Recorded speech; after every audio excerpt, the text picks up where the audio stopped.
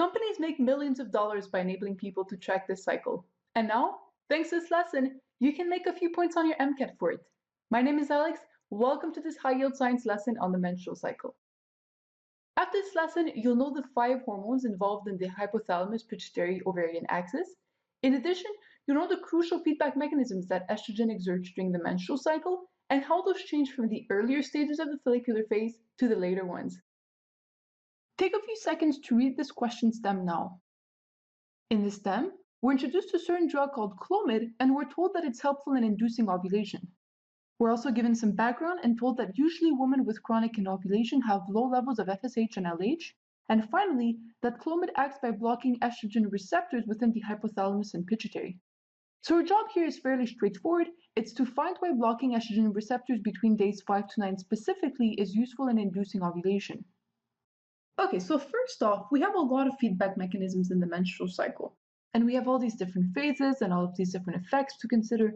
So let's try to lay some groundwork here. This is a typical hypothalamus anterior pituitary end organ axis where the end organ is the ovary. Everything starts with our hypothalamus. It makes GnRH, and as in most hypothalamus anterior pituitary end organ axes, the hypothalamus hormone is going to stimulate the release of its respective anterior pituitary hormones. What are these hormones? Well, here we're looking at FSH and at LH, which are actually the 2 first hormones of the flat peg mnemonic. Flat peg, which is probably my favorite Kaplan mnemonic. Great mnemonic to remember the hormones that are made by the anterior pituitary. A great way to understand FSH and LH's contributions to the menstrual cycle is simply to remember their names. FSH is the follicle stimulating hormone, so from there we can infer that it plays a major role in follicle stimulation. So FSH stimulates the follicles to grow, and that's what the plus sign indicates. Then if we turn our attention to LH, that's our luteinizing hormone. What role does that name refer to? It really refers to its role in the conversion of the ruptured follicle after ovulation into the corpus luteum, which is going to secrete progesterone. But remember here, with our question stem, we're really focusing on the earlier phases of the menstrual cycle, so everything that's happening before day 14. What's another significant role of LH then? There is that LH surge, right? 24 to 36 hours after it happens, you have ovulation at day 14. So LH also has a very important role in ovulation itself. Now, a really neat thing about this table is that it's always true. Anytime you have GnRH, FSH and LH will be released. And anytime you have FSH, you'll have follicle maturation. And anytime you have an LH surge, provided of course you have a dominant follicle, you'll have ovulation. In other words, you can take these hormone actions for granted because they pretty much always do the same things. Alright, we've established our GnRH hormone cascade. We determined that GnRH from the hypothalamus stimulates the release of FSH from the anterior pituitary, which in turn promotes the growth of follicles. But as you see here, we wrote that FSH promotes the release of estrogen. Interesting. Where does estrogen come from? It comes from the follicles. In other words, FSH makes the follicles grow, at which point they start to release a lot of estrogen. We've basically taken a shortcut here by writing that FSH promotes the release of estrogen. Okay, so we have the feedback actions of GnRH and of FSH down, but in order to be able to determine why Clomid must be taken during days 5 to 9 rather than between days 10 to 13, we also need to consider the normal actions of estrogen before ovulation. And that's partly what we're doing with this question. We're considering the role of estrogen in exerting a negative feedback on the hypothalamus and the pituitary between days 5 to 9. Why does that feedback matter? Well, let's look at what we have in the ovaries and what sequence of events happens normally between days 5 to 9. You see here we have in purple all the primary oocytes a woman is born with. During days 5 to 9, FSH is released, and once again, as its name indicates, is going to come in and act on a few follicles and promote their growth. But it's not going to act on all of them the same. In fact, one of them is going to get more stimulation and ultimately grow on to become the dominant follicle, which we see here in green. As these follicles are growing, what do they start releasing? This is the estrogen we talked about just a little bit earlier. This is the estrogen that is produced by the follicles and exerts a negative feedback on FSH to downregulate its release. Now, looking at this figure, why might it be important for estrogen to carry out this action? Well, a great way to answer this question is to consider what would happen if we knocked out that negative feedback. And actually, Oftentimes in science, that's how you figure out something's function. You knock it out and see what happens as a consequence of that. So in our case, the first thing we'd notice without that feedback is a constant release of FSH as the follicles grow. Of course, constant release of FSH means more FSH compared to when the negative feedback is present. And what does that mean? This means more follicle stimulation, and maybe instead of having one dominant follicle, you'd have multiple ones. And what could that potentially lead to? This could potentially lead to multiple ovulation. And of course, multiple ovulation in itself is not a problem, but it might lead to multiple simultaneous pregnancies, which is not ideal for the human body, hence where the problem is. So ultimately, estrogen's role in exerting this negative feedback during days 5 to 9 is to prevent multiple ovulation or multiple simultaneous pregnancies. Let's shift our attention now to why estrogen must exert a positive feedback on the GnRH hormone cascade right before ovulation, so between days 10 to 13. Again, we said our initial table is always true, and we'll see it again here. Only this time, we're including LH since we're transitioning from only stimulating follicles to ovulation. And though estrogen does exert a positive feedback on both FSH and LH, as evidenced by the fact that both have surges before ovulation, it does so much more significantly on LH. Again, let's see how that works in the context of our ovaries.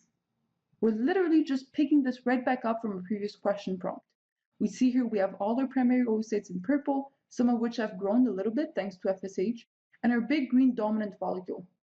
Between days 10 to 13, and actually really much closer to day 13, we have LH that's going to come in a surge, single-handedly act on the dominant follicle, and cause ovulation.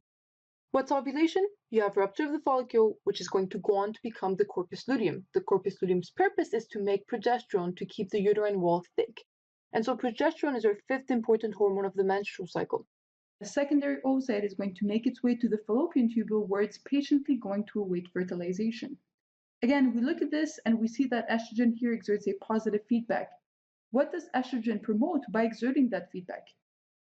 Again, let's use our strategy and consider what would happen without the estrogen's feedback. LH surge is a direct consequence of estrogen's positive feedback, so if you take away that feedback, you take away that surge and take away ovulation. So what does estrogen promote with the feedback?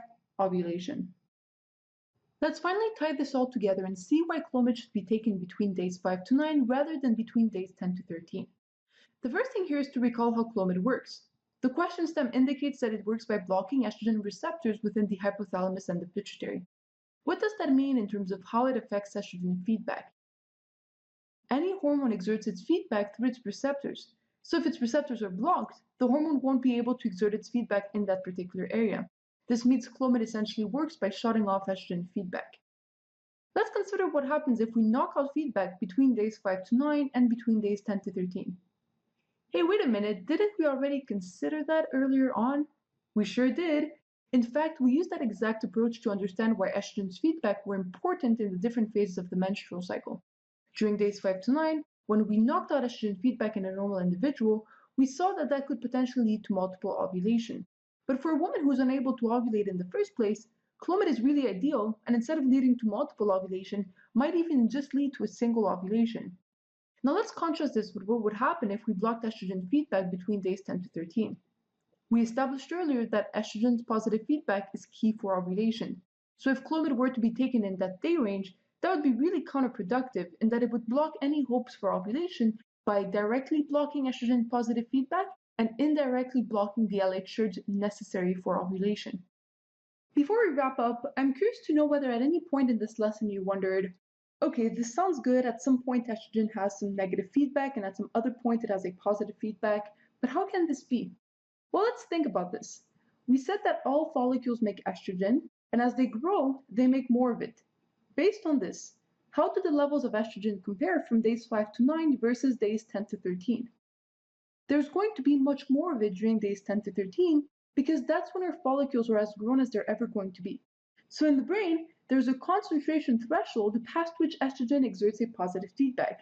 This next piece of information is totally outside the scope of the MCAT, but the way that this positive feedback actually works is that estrogen makes LH-producing cells of the pituitary more responsive to GnRH.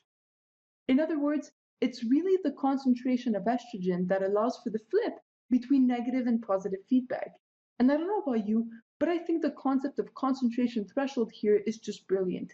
And not only that, but it's this phenomenon that allows for the menstrual cycle to carry out all of its different phases. So let's quickly recap. We said a woman with chronic anovulation would benefit from taking Clomid between days 5 to 9 because this would allow for more circulating FSH. And she should not take Clomid between days 10 to 13 because this would shatter any chance for ovulation. To recap here, we've looked at the 5 key hormones involved in the menstrual cycle. In addition, we've learned about the roles of estrogen's feedback mechanisms during the follicular phase. And finally, we've considered how and why those change within the follicular phase itself.